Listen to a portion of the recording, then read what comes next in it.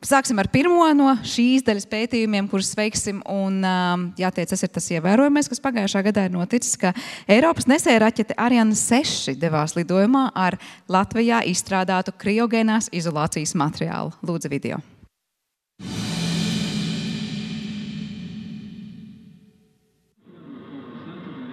Latvijas Valsts Koksnes ķīmijas institūta polimēra laboratorija jau 20 gadus sadarbojas ar Eiropas kosmosa aģentūru, īpaši ar Ariane grupu, kas atrodas Vācijā. Šīs sadarbības rezultātā Latvijā izstrādāts kriogēnās izolācijas materiāls.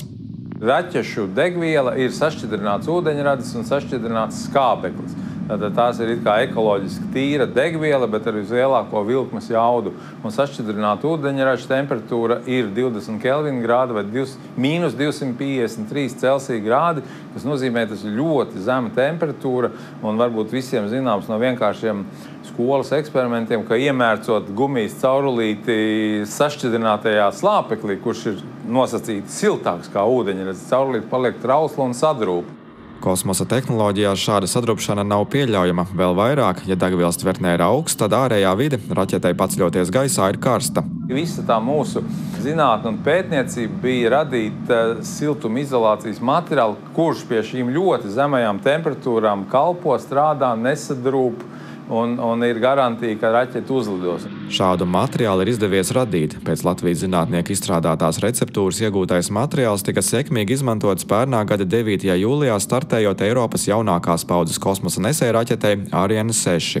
Termoizolācija, jeb krioizolācija, kā mēs sakam, ir jāpastāv. Un tieši šis materiāls to atļauj, viņš tika pielietots un Ariane 6 raķete varēja lidot. Un tas ir tagad viens no Latvijas tādiem ieguldījumiem kosmosa industrijā. Mēs izstrādājām kriogēnās izolācijas materiālu, putu poliuretānu, specifisku putu poliuretānu kompozīciju, kas kalpo zemās temperatūrās un tai pašā laikā iztur raķetes pacelšanās slodzi, kas ir vibrācijas temperatūra, augsta temperatūra, jo raķete lido no Kirū kosmodroma, kas atrodas Franču Gajānā.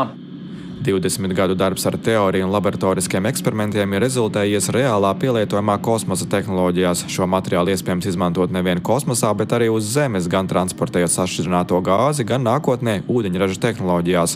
Pētījuma institūtā ar šo atklājumu nebeidzas. Vēl viens tātad virziens, kurā mēs šobrīd arī ejam, lai šo materiālu uzlabotu, ir tātad šajā jau iegūtajā materiālā, poliuretānā, likt iekšā fāzu pārējas materiālus. Tās ir tādas ļoti unikālas lietas, var iegūt arī no atjaunojamajām izejvielām, tās var būt augvielas, piemēram, kuras tad, kad tās uzsilda, tās paņem siltumu uz sevis, un tad, kad atdziest, tad šo enerģiju atdod.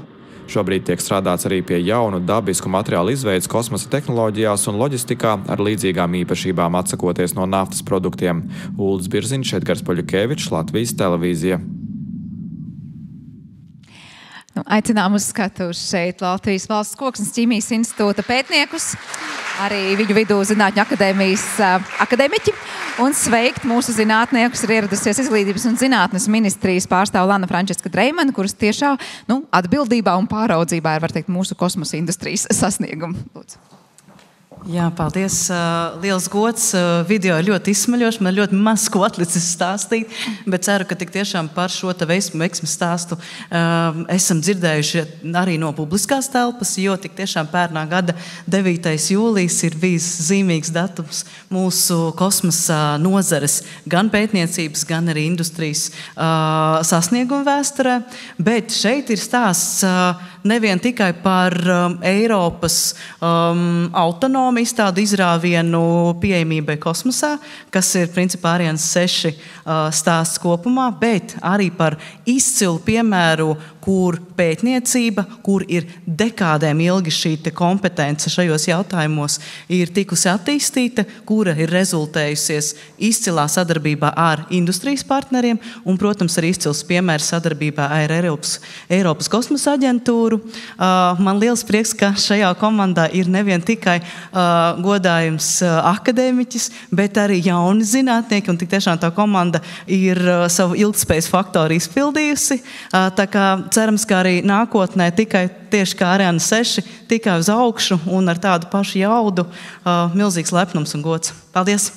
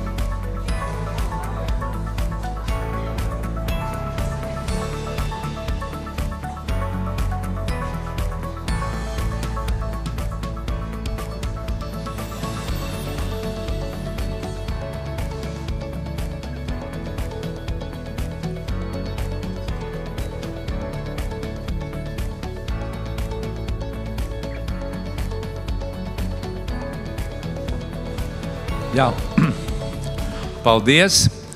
Reizē ar to brīdi, kad Eiropas Savienība uzticējās Latvijai, pirms 20 gadiem arī Eiropas kosmosa industrija uzticējās mūsu institūtam un Eiropas kosmosa aģentūra un pāris lielas Vācijas kompānijas uzticēja mūsu mazajai laboratorijai Eiropas mērogā strādāt pie šī projekta. Tas tiešām bija ilgs darbs, līdz beidzot pagājušā gada 9. jūlijā bija raķetes starts, un to varēja vērot tiešraidē. Un es arī, protams, laptops bija klēpī man, bet aizmigu. Aizmigu. Tā kā bija liels darbs ieguldīts nogurums, bet šodien es neesmu vēl aizmidzis, jo ļoti interesanti ir skatīties, ko dara kolēģi, partneri, citas institūcijas. Paldies vēlreiz visiem! Paldies!